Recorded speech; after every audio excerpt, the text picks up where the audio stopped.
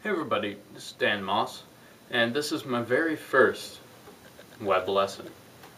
Now, today we're going to be learning about the guitar itself. I'll start with the body. This big black thing here is the body, and protruding from the body is the neck, which ends here at the headstock. Now, let's get a little more in depth. On the body, there are many different things that you should realize. There are the pickups here, the bridge, the knobs, and the pickup switch. Now, we'll start with the pickups. The pickups here are used to pick up sound.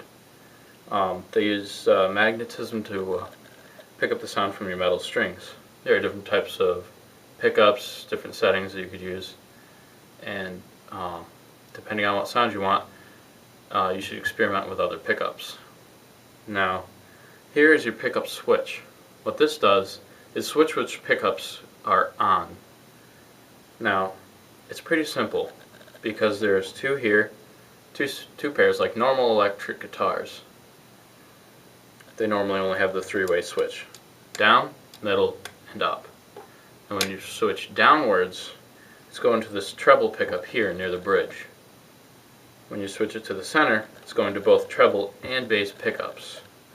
When you switch it up, it goes to the bass pickup here near the neck. Now, they give you different tones. When you switch it down, it gives you more of a metal, screechy type sound, especially when you put distortion on it. When you put it towards the center, it doesn't necessarily make it louder, but you get more of a better equalization with that. And when you put it on the bass pickup, it makes a more mellow, dark sound. I'll show you.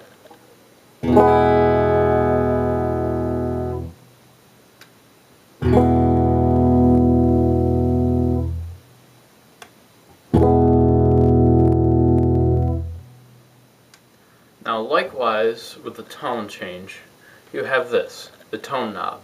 It's nearly almost the farthest knob away every time. Now, I have two words for this: open and closed. On most guitars, they have number dials on their knobs, which range from 0 to 10. Now, open is what I would call on 10, and closed is on 0.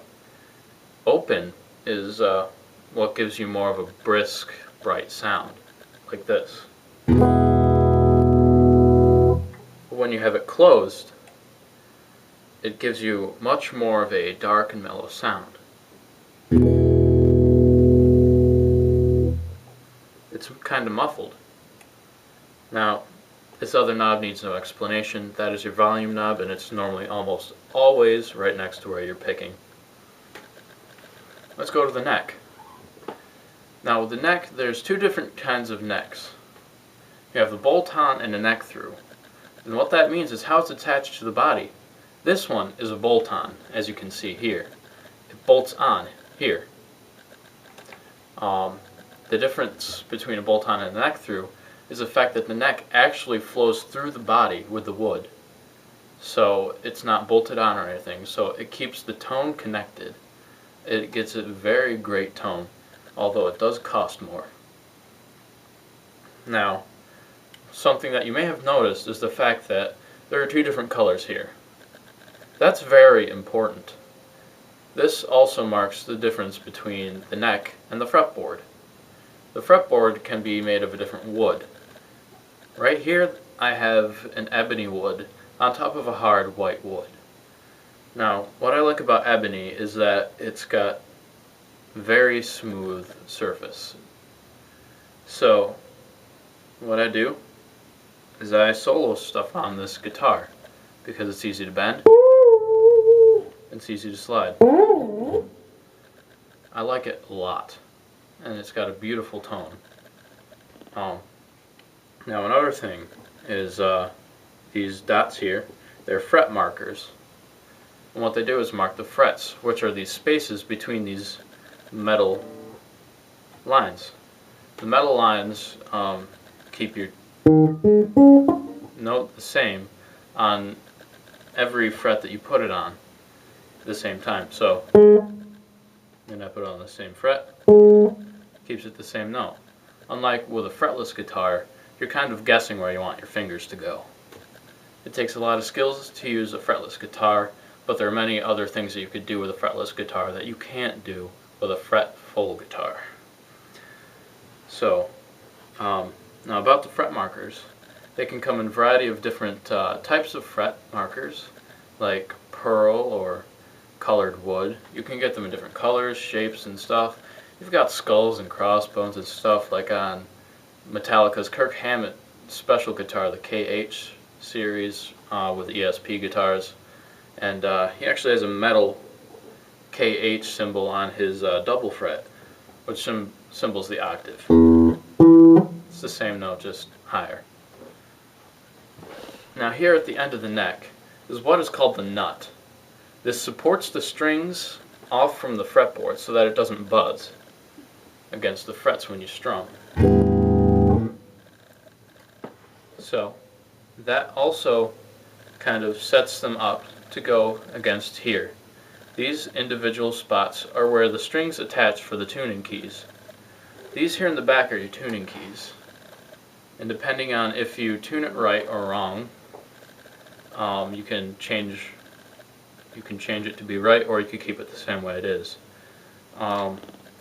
Generally, the more expensive the tuning keys are, the better they are. It's a fact. When you get cheap ones, they normally don't keep their tuning very well. They get loose and they tend to go out of tune like this. So just do your research on them if you're looking to put new ones on or make your own guitar. Also on the headstock you normally have the label. See, Schecter Diamond Series Omen 6. Probably can't see the Omen 6, but it's there. Underneath this little plastic thing in here, right at the end of the nut, there is a truss rod. It goes all throughout the neck, and what that does is it gives you support for the neck, because when you have your strings on here and you tighten them up, the neck wants to bow, and that truss rod gives it the backward bow to keep it straight and in tune. Now also with tuning, you have to check out your bridge.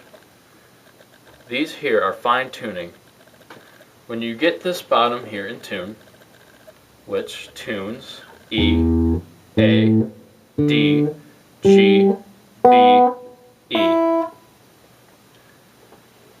you can go down here and use octave tuning to make sure that your high register is in tune also.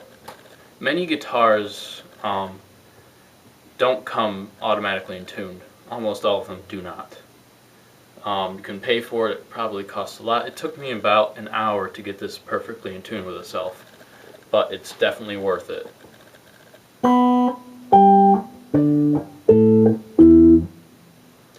Now, let me show you an example of one that is not in tune with itself.